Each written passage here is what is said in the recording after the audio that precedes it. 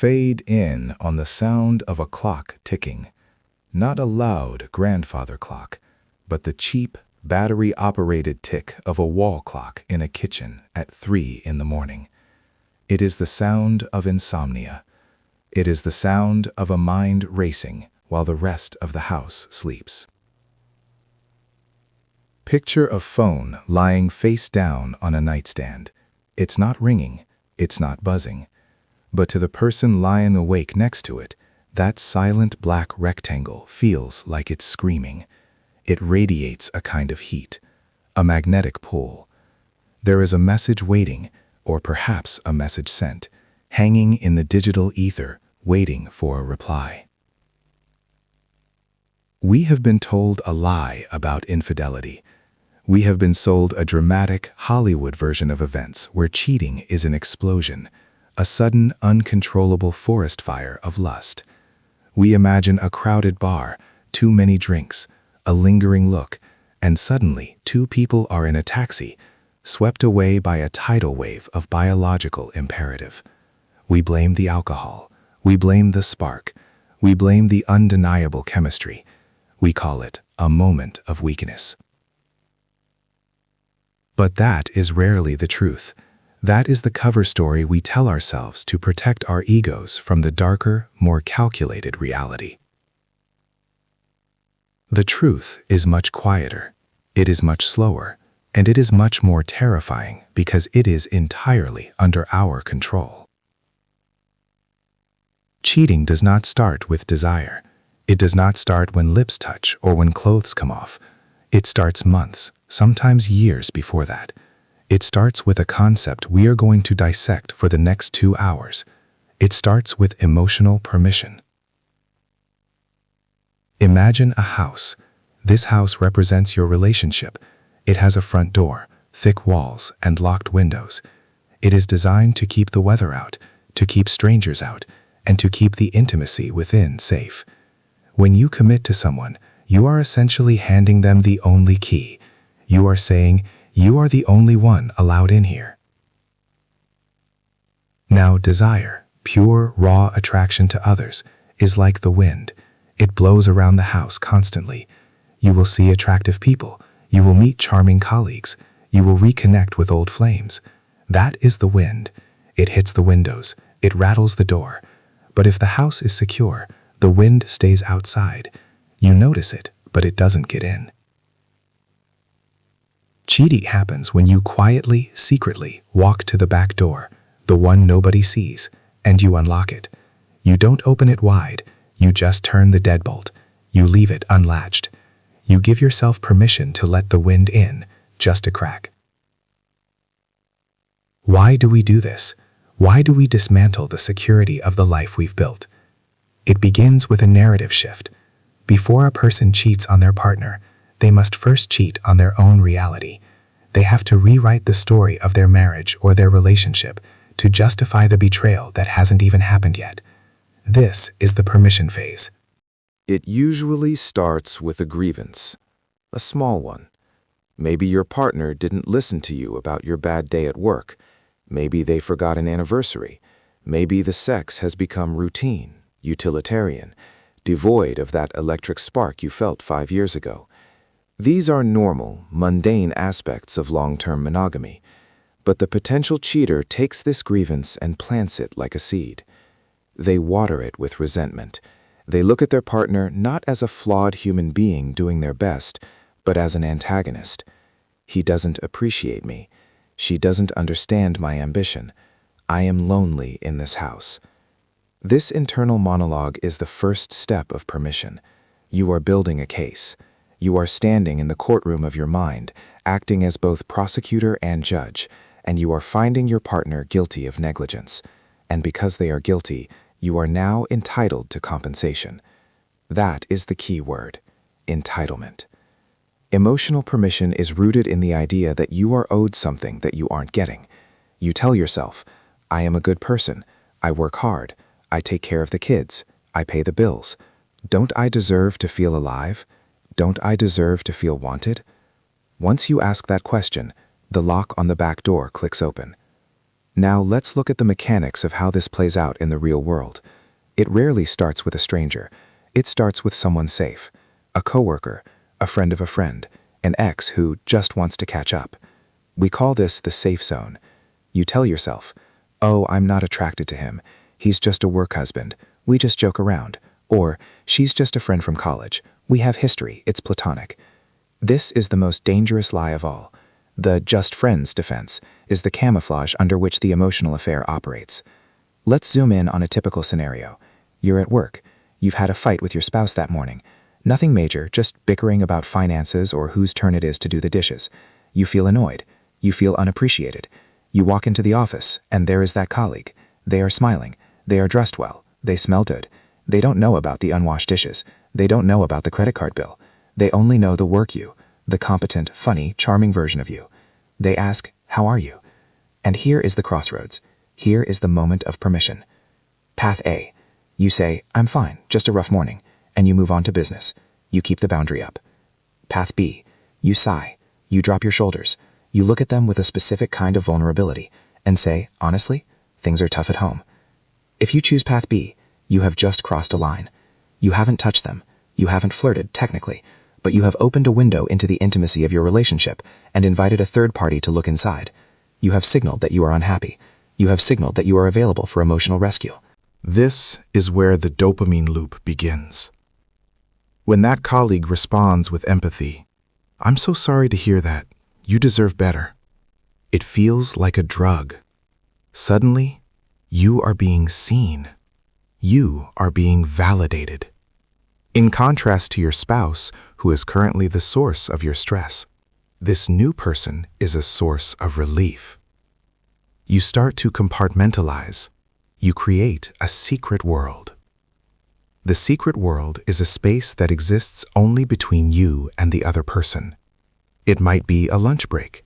It might be a thread of text messages that you delete before you get home. It might be a specific inside joke. In the secret world, there are no bills, there are no crying babies, there are no aging parents to care for. There is only wit, charm, and potential. It is a fantasy. And because it is a fantasy, your real partner cannot compete with it. Reality can never compete with potential. As you spend more time in the secret world, you begin to withdraw energy from your real relationship. This is a crucial part of the mechanism. Relationships require fuel. They require attention, conversation, and emotional labor. When you start investing that energy into someone else, even just emotionally, your primary relationship begins to starve. And here is the twisted genius of the human psyche. When your relationship starts to starve, it gets worse. You fight more, you connect less, and the potential cheater looks at this deterioration and says, "See, I was right. My marriage is dead. We have nothing in common anymore." They use the symptoms of their own withdrawal as justification to withdraw further. It becomes a self-fulfilling prophecy. "I need to talk to my coworker because my wife doesn't understand me," becomes, "My wife doesn't understand me because I only talk to my coworker." Let's talk about the technology of permission. The smartphone is the greatest tool for infidelity ever invented, not because it connects us, but because it allows us to live dual lives simultaneously. In the past, to carry on an affair, you had to physically leave the house. You had to make excuses. You had to find a payphone. It required logistical effort.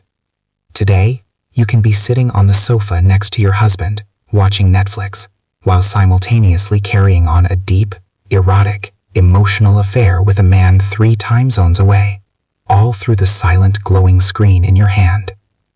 We permit ourselves this behavior because of the screen barrier. Because it is text, because it is emojis, because it is digital, we tell ourselves it isn't real. "I haven't touched her," the husband tells himself as he types a message about how beautiful she looks in her profile picture. "It's just harmless flirting. Everyone does it." He gives himself permission based on a technicality. He defines cheating strictly as physical intercourse. As long as he doesn't cross that physical line, he believes he is still a good guy. He believes he is still faithful. But the betrayal has already happened. The energy that belongs to the marriage is leaking out through the screen.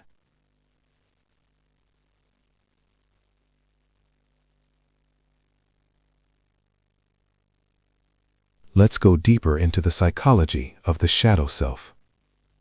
Carl Jung talked about the shadow, the parts of ourselves we repress, the dark desires, the ego, the selfishness. In a long-term relationship, we often have to suppress certain parts of ourselves for the sake of harmony. We compromise, we mature, we become responsible. But the shadow doesn't go away. It waits. When we give ourselves emotional permission to cheat, we are often just giving our shadow permission to come out and play. The affair partner often represents the unlived life. If you married young and responsible, your affair partner might be wild and artistic. If you married someone chaotic and exciting, your affair partner might be stable and adoring. You aren't just looking for another person, you are looking for another version of yourself. You want to be the person who is desired. You want to be the person who is mysterious. In your marriage, you are known. You are predictable. Your partner knows how you look when you brush your teeth. They know your anxieties. There is no mystery. But to the new person, you are a blank slate. You can be anyone. You can reinvent yourself. This intoxication of reinvention is what drives the emotional permission. You tell yourself, this person brings out the best in me. What you really mean is, this person reflects a version of me that I miss. Now, let's analyze the transition from emotional permission to physical action. This transition is often much shorter than people think. Once the emotional door is open, the physical door is already unlocked. It's just waiting for a breeze. The event horizon of cheating is usually a specific moment where the context shifts. It's the business trip. It's the late night at the office when everyone else has gone home. It's the drinks after the conference. Because you have already spent months granting yourself emotional permission, because you have already decided your partner is unworthy and this new person is your soulmate, the physical barrier is flimsy. You find yourself in a situation, let's say a hotel bar. You are with the person you've been texting for 3 months. The air is thick with everything you haven't said. You have a drink. The alcohol lowers the inhibition, but the inhibition was already eroded by weeks of emotional permission. You lean in, they lean in. And here's the lie we tell afterwards. It just happened. No, it didn't just happen. It happened when you replied to that first text at midnight. It happened when you deleted the message history just in case. It happened when you complained about your spouse to them. It happened when you bought a new shirt specifically because you knew you'd see them today. It happened when you compared your partner's flaws to this person's highlights. The kiss at the bar is not the start of the affair. It is the graduation ceremony. It is the final act of a play you have been writing in your head for months. Let's pause and look at the victim of this process, the partner who is being cheated on. While the cheater is going through this complex process of permission and fantasy, the partner is often living in a state of confusion. They feel the distance. They feel the coldness. They ask, is something wrong? And the cheater, protecting their secret world, says, nothing. You're imagining things. You're being paranoid. This is gaslighting. It is a necessary tool for the cheater to maintain their permission structure. If they admitted the truth, I am withdrawing from you because I am investing in someone else, the permission would collapse. They would have to face their own lack of integrity. So they make the partner the problem. You're too needy. You're always checking up on me. By painting the partner as controlling or crazy, the cheater gains more permission. See, they tell themselves, she doesn't trust me. Why should I be loyal to someone who doesn't trust me? It is a perfect vicious circle. Now, we must address the concept of the slide. Nobody wakes up and decides to ruin their life. It happens by degrees. It is the frog in the boiling water. Degree 1, not mentioning you had lunch with them. It's not a big deal. Why start a fight? Degree 2, complaining about your relationship to them. I just need a friend to talk to. Degree 3, the late night text. just checking in. Degree 4, the touch, a hand on the arm, a hug that lasts 3 seconds too long. Degree 5, the fantasy, thinking about them while you are with your partner. At each degree, you give yourself a pass. You move the goalpost of morality. Well, I haven't kissed them, so I'm not cheating. Well, we kissed, but we didn't sleep together, so it's not a full affair. Well, we slept together, but I still love my wife, so this is just physical. The human capacity for rationalization is infinite. We are the best lawyers for our own crimes. But why is emotional permission the most critical part of this anatomy? Because it is the only place where the cycle can be stopped. Once the physical affair begins, the brain is flooded with a chemical cocktail, dopamine, oxytocin, adrenaline, that makes stopping nearly impossible. It becomes an addiction.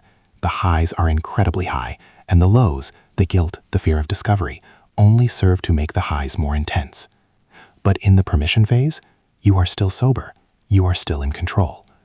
Stopping an affair before it starts requires a brutal kind of self-honesty. It requires you to look at that text message you are about to send and ask, would I send this if my partner was standing looking over my shoulder? If the answer is no, you are already cheating. You are in the permission phase. It requires you to look at your dissatisfaction with your marriage and say, the problem is inside the house. You cannot fix the house by opening the back door to strangers. You have to fix the foundation. Or you have to have the integrity to sell the house, to leave the relationship, before you invite someone else in. Cheating is fundamentally an act of cowardice. It is the refusal to face the reality of your relationship. It is the refusal to either do the hard work of repair or the hard work of leaving. It is a shortcut. It is an attempt to have the safety of the marriage and the thrill of the single life simultaneously, without paying the price for either. But the price is always paid. It is paid in the erosion of your own character. When you grant yourself permission to lie, to hide, to manipulate the person you promised to cherish, you are chipping away at your own soul. You are becoming a person who cannot be trusted, not just by others, but by yourself. You become a fractured person. You have to keep track of lies. You have to remember which version of the truth you told to whom. You lose the peace of mind that comes with transparency. And eventually, the door you left unlocked blows wide open. The wind comes in. The house of cards collapses. And when you stand in the wreckage, looking at the devastation of your family, the pain in your partner's eyes, the confusion of your children, you will realize that the desire wasn't worth it. The thrill wasn't worth it. You will realize that the tragedy didn't happen in the hotel room. It happened months ago, on that Tuesday afternoon, when you felt a moment of loneliness, looked at your phone, saw a name, and instead of putting the phone down and turning toward your partner, you gave yourself permission to press send. That was the moment. That was the choice. That was the beginning of the end. Let us explore the architecture of the justification narrative in greater detail. This is the script the cheater writes to make themselves the hero of a story in which they are actually the villain. The justification narrative usually relies on 3 pillars. 1. The myth of uniqueness. 2. The myth of neglect. 3. The myth of fate. The myth of uniqueness sounds like this. You don't understand. Our connection is different. We are soulmates. This isn't a tawdry affair. This is a meeting of minds that defies social convention. By elevating the affair to something spiritual or cosmic, the cheater bypasses the mundane rules of morality. Standard rules apply to standard people, they think. But this is Romeo and Juliet. This is Tristan and Isolde. They romanticize the betrayal to hide its ugliness. They cloak the sneaking around in the language of destiny. The myth of neglect we touched on earlier, but it goes deeper. The cheater often subconsciously creates neglect to justify the narrative. They stop initiating affection. They stop asking questions. They become cold. When the partner responds to this coldness by pulling back, the cheater says, "Aha, see, she's cold. She doesn't love me." They engineer the very environment that justifies their exit. The myth of fate is the abdication of responsibility. I didn't mean for this to happen. We couldn't help ourselves. It was like a magnet. This is the passive voice of infidelity. It removes agency. If it was fate, then it wasn't a choice. If it wasn't a choice, then there is no guilt. But we know better. We know that every step was a choice. The choice to accept the lunch invitation, the choice to share the personal secret, the choice to delete the text, the choice to linger in the parking lot. These are thousands of micro-choices, a literal mountain of decisions. To claim it just happened is an insult to intelligence. Let's shift gears and look at the emotional affair specifically. Many people believe that if there is no sex, there is no cheating. This is the technicality defense. But an emotional affair is often more damaging than a physical one. A physical fling might be a lapse in judgment, a moment of bodily weakness. But an emotional affair? That is the giving away of the heart. That is the transfer of intimacy. In an emotional affair, you are giving the best of yourself to a stranger and leaving the leftovers for your partner. You are sharing your dreams, your fears, your funny thoughts, your inner world with the affair partner. When you get home, you are empty. You have nothing left to give. You sit at dinner in silence, not because you have nothing to say, but because you have already said it all to someone else. This creates a ghost relationship. Your body is in the house, but your spirit is gone. Your partner is living with a shell. They can feel the absence. It's a haunting. And the cruelty of the emotional affair is that it is often flaunted. The affair partner is often a friend. Your spouse might even know them. They might come to your barbecues. You might text them right in front of your spouse. Because we're just friends. You do it in the open. This is a specific kind of humiliation for the spouse. Their intuition is screaming that something is wrong, but the evidence is ambiguous. They feel crazy. They see the laughter, the inside jokes, the glowing eyes, and when they question it, they are told they are jealous and insecure. Now let's talk about the cultural context. We live in a society that feeds the permission engine. Pop culture tells us that love conquers all. It tells us that you have to follow your heart. It tells us that passion is the only metric of a relationship's value. If the passion fades in a marriage, which it biologically must as the relationship transitions from limerence to attachment, culture tells us something is wrong. The spark is gone, we say with doom in our voices. We are not taught that the spark is supposed to evolve into a slow-burning ember. We are addicted to the fireworks. So when the fireworks stop at home and we see fireworks with a new person, we assume the new person is the one and the spouse was a mistake. We mistake the chemical rush of novelty for love. Novelty is a potent drug. New people are exciting simply because they are new. They don't know your stories. They haven't heard your jokes 100 times. They don't know you leave wet towels on the floor. In the mirror of their eyes, you are perfect. But novelty has a shelf life. 6 months, a year, maybe 2. Eventually, the affair partner becomes a real person. They will have bad breath. They will have annoying habits. They will have baggage. The fantasy will dissolve into reality. And then what? Do you cheat on them too? Do you chase the next high? This is the cycle of the serial cheater.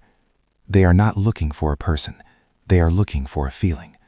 They are trying to fill a void within themselves with the validation of others. But the bucket has a hole in it. No amount of external validation can fill a lack of self-worth. Cheating is often a crisis of identity. The midlife crisis affair is a cliché for a reason. You hit 40 or 50. You look in the mirror and see gray hair. You look at your life and see a mortgage and responsibilities. You feel mortality breathing down your neck. You panic. Is this it? You ask. Is this all there is?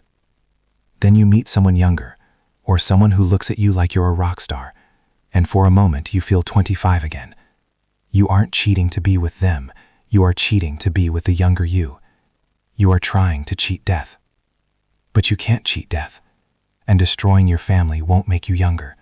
It will just make you lonely. Let's bring this back to the concept of boundaries. Boundaries are not restrictions. They are the definition of the relationship. Without boundaries, there is no shape to the commitment. The person who cheats often has porous boundaries. They are people pleasers. They have trouble saying no. They crave attention. When someone flirts with them, they don't have the internal fortitude to say, stop. They giggle. They flirt back. They don't want to be rude. They don't want to seem uptight. They prioritize the feelings of the stranger over the security of their marriage. I didn't want to hurt his feelings, she says, explaining why she went to dinner with him. I didn't want to be the guy who says, my wife won't let me, he says, explaining why he went to the strip club with his colleagues. This inability to draw a line is a character flaw. It is a weakness. Faithfulness requires the strength to be the bad guy to the rest of the world in order to be the hero to your partner. It means saying, no, I can't have drinks with you. It means saying, this conversation is inappropriate. It means walking away from validation. It is not easy, but it is necessary. Now imagine the moment of discovery, the bomb drop. The phone is left unlocked, a receipt is found, a friend sees something. The moment the betrayed partner finds out, the world fractures. It is a trauma. Psychologists compare the discovery of an affair to PTSD. The betrayed partner's reality is shattered. Their past is rewritten. Every memory of the last year is now suspect. When we went on that vacation, was he texting her? When she said she was working late, was she with him? When he told me he loved me, was he lying? The cheater often underestimates this damage. I'm sorry, they say. It was a mistake. Let's move on. They want to fast forward through the pain. They want to get back to normal. But there is no normal anymore. The old marriage is dead. It was murdered by the affair. If the couple is to survive, they have to build a completely new marriage from the ashes of the old one. And this rebuilding is grueling. It requires total transparency. It requires the cheater to give up their privacy. Password shared. GPS tracking. Constant reassurance. Most cheaters aren't willing to do this work. They resent the policing. Why can't you just trust me? They ask. The audacity of that question. You cannot demand trust, you have to earn it. And once you have smashed it, earning it back takes years. It takes a lifetime of consistency to repair a moment of betrayal. So, how do we prevent this? How do we stop the permission phase before it starts? It begins with radical honesty within the relationship. We have to be able to tell our partners, I am feeling bored. I am feeling lonely. I am feeling attracted to someone else. That last one is terrifying to say. Honey, I have a crush on a coworker. But saying it out loud breaks the spell. It drags the monster out of the dark and into the light. When you keep it secret, it grows. When you share it, it shrinks. It becomes a problem you solve together, rather than a secret that divides you. I'm feeling attracted to someone, and I think it's because we haven't been connecting lately. I need us to fix this. That is a brave conversation. That is the conversation of a committed adult. It also requires us to audit our boundaries. We need to check the locks on our house. Are you texting someone too much? Pull back. Are you sharing secrets? Stop. Are you fantasizing? Redirect your focus to your partner. Water your own grass. The grass is not greener on the other side. The grass is greener where you water it. If you pour all your charm, your attention, and your energy into an affair, of course it feels green. If you poured that same energy into your marriage, if you dated your spouse, if you courted them, if you listened to them with the same intensity you listen to your affair partner, your marriage would bloom. We have to stop looking for salvation in other people. We have to take responsibility for our own happiness. Infidelity is a symptom of a life that is out of balance. It is a desperate grasp for something, anything, to make us feel different. But the relief is temporary, and the cost is permanent. Let's visualize the timeline of a relationship as a long road.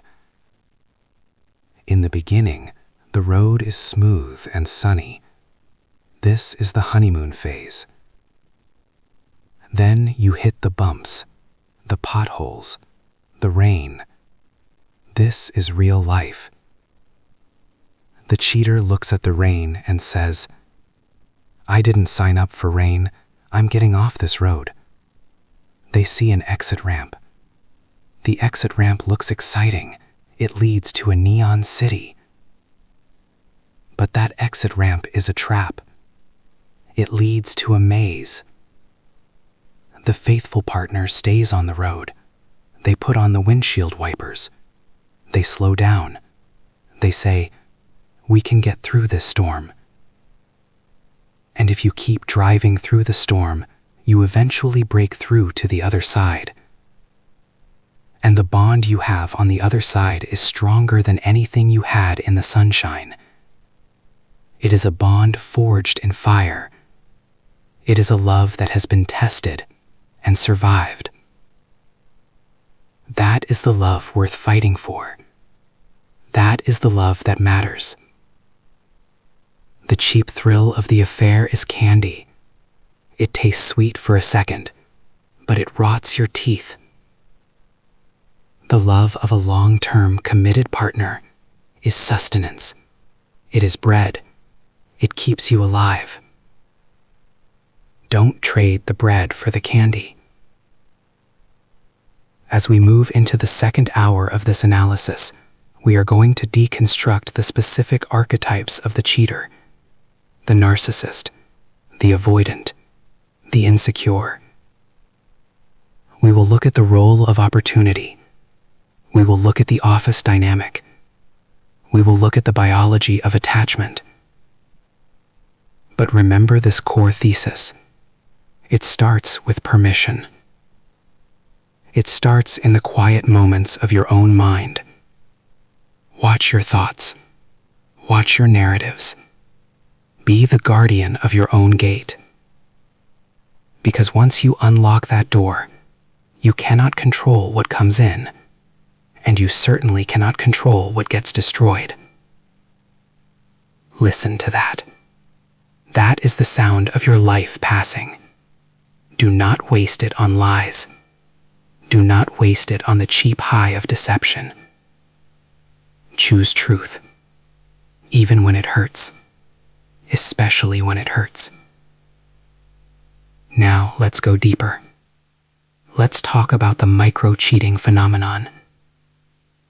In the digital age, we have invented 1,000 ways to cheat without cheating. Liking old photos on Instagram at 2 a.m. Keeping a dating app profile active just to see. The orbiting of ex-lovers. Keeping them in your social media gravitational pull. Just close enough to be an option, just far enough to be deniable. This is the back burner strategy. You are keeping potential mates on a low simmer, just in case your main meal burns. It is a hedging of bets. It is a lack of total commitment. If you have a plan B, you are not fully committed to plan A. True commitment is burning the ships. It is saying, there is no other option. I am here, I am staying. We make this work or we go down with the ship. That kind of commitment is terrifying. It is vulnerable. But it is the only way to experience deep, transformative love. The cheater is terrified of that vulnerability. They want a safety net. They want an escape hatch. but you cannot love with one foot out the door. Let's examine the work-spouse dynamic more closely. Corporations are breeding grounds for infidelity. You spend more waking hours with your colleagues than your family. You work on high-pressure projects together. Adrenaline mimics arousal. Shared stress creates a bond. You travel together, you eat together, you celebrate victories together. It is natural to form close bonds, but the work-spouse label is often a Trojan horse. It normalizes a level of intimacy that competes with the marriage. "He knows me better than my husband does," she says. "She gets my work stress, my wife just doesn't get it," he says. This is a failure of translation. It is your job to help your spouse understand your world, not to find a replacement who already understands it. When you reserve your best stories for your work spouse, you are robbing your real marriage.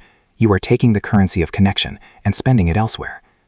And then you wonder why your marriage account is overdrawn. We also need to talk about the role of alcohol. Alcohol is the great permission giver. It dissolves the superego. It silences the voice of conscience. "I was drunk" is the most common excuse in the book. But alcohol doesn't put thoughts in your head. It releases the thoughts that were already there. It lowers the gate, but the beast was already waiting at the gate. If you know you have attraction to someone and you go out drinking with them, you are making a premeditative choice to cheat. You are loading the gun and hoping it goes off. Let's look at the gender dynamics. Historically, men cheated for variety, women cheated for emotional connection. That was the stereotype. But the lines are blurring. Men are seeking emotional validation. Women are seeking sexual novelty. The gap is closing. However, the permission structure often differs. Men often compartmentalize. They can cheat and go home and act normal. It meant nothing, they say. And to them, it might be true. It was a physical release, like playing a sport. They don't see it as a threat to the marriage because they didn't give their heart. Women often cheat after they have already emotionally checked out. They cheat as an exit strategy. They cheat when they feel the relationship is already over. The affair is the lifeboat they jump into as the ship sinks. But both are forms of betrayal. Both start with permission. The man gives himself permission by devaluing the act. It's just sex. The woman gives herself permission by devaluing the marriage. He doesn't love me anyway. Different narratives, same result. Destruction. Let's talk about the confidant, the dangerous friend. Often an affair starts when you go to someone of the preferred sex to complain about your partner. "My wife is always nagging me. My husband is so lazy." The confidant listens. They nod. They say, "I would never treat you like that." Boom. The hook is set. You have just created a triangle. You, the confidant, and the evil spouse. You and the confidant are now allies against the spouse. This is the us against the world dynamic. It is incredibly bonding. Never complain about your partner to someone you could be attracted to. It is playing with fire. If you need to vent, talk to a same-sex friend, assuming you are heterosexual. Talk to a therapist. Talk to your mother. Do not talk to the pretty girl in accounting. You are handing her a manual on how to seduce you.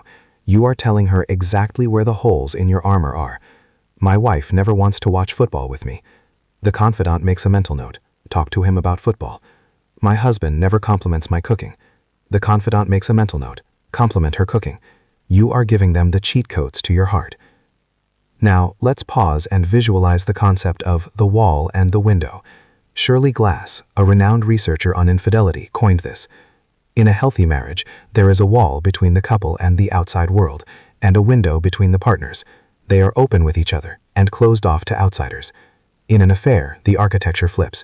You build a wall between you and your spouse, secrecy, lies, and you open a window to the affair partner, intimacy, sharing. To heal, or to prevent cheating, you must reverse the construction. You must brick up the window to the outsider and smash down the wall to your spouse. This feels counterintuitive. When things are bad at home, we want to build a wall. We want to protect ourselves. But walls create distance, and distance creates the vacuum that an affair fills. You have to stay in the mess. You have to stay in the discomfort. Conflict is not a sign that the relationship is failing. Conflict is growth trying to happen. If you run from the conflict into the arms of someone easy, you stunt your own growth. You repeat the pattern. The affair partner is easy because there is no stakes. There are no taxes, no chores. It is a playground. But you cannot live in a playground. Eventually, the bell rings. Eventually, the sun goes down. Let's address the serial cheater pathology. Some people are addicted to the hunt, the conquest. This is often rooted in deep narcissism or deep insecurity. They need a constant stream of new supply to feel valid. For these people, the permission is permanent. They feel entitled to whatever they want. They view people as objects to be used. I have needs, they say. Monogamy is unnatural. They use evolutionary biology as an excuse for bad behavior. Men are biologically programmed to spread their seed. We are also biologically programmed to defecate, but we are house-trained. We are also biologically programmed to be aggressive, but we don't punch people in the grocery store. Civilization is the management of biology. Integrity is the triumph of values over instincts. To say, I couldn't help it, I'm a man, is to admit you have the self-control of a toddler. It is not an excuse, it is a confession of weakness. And for the partners of these people, you cannot love them into faithfulness. You cannot change them. Their permission structure is cemented in their personality. The only way to win is not to play. But for the rest of us, the mostly good people who make bad choices, the danger is the slow drift. The drift happens when we stop paying attention. Relationships are like gardens. If you don't weed them, the weeds take over. If you don't water them, the plants die. You don't wake up one day and find your garden is a jungle. It happened one day at a time. One missed date night, one swallowed criticism, one unexpressed need. And then someone walks by with a beautiful potted flower, and you think, I want that. But you could have grown that flower yourself if you had done the work. Let's begin to wrap up the first act of this exploration by looking at the return. Can a relationship survive infidelity? Yes, but the old relationship must die. The relationship 1.0 is over.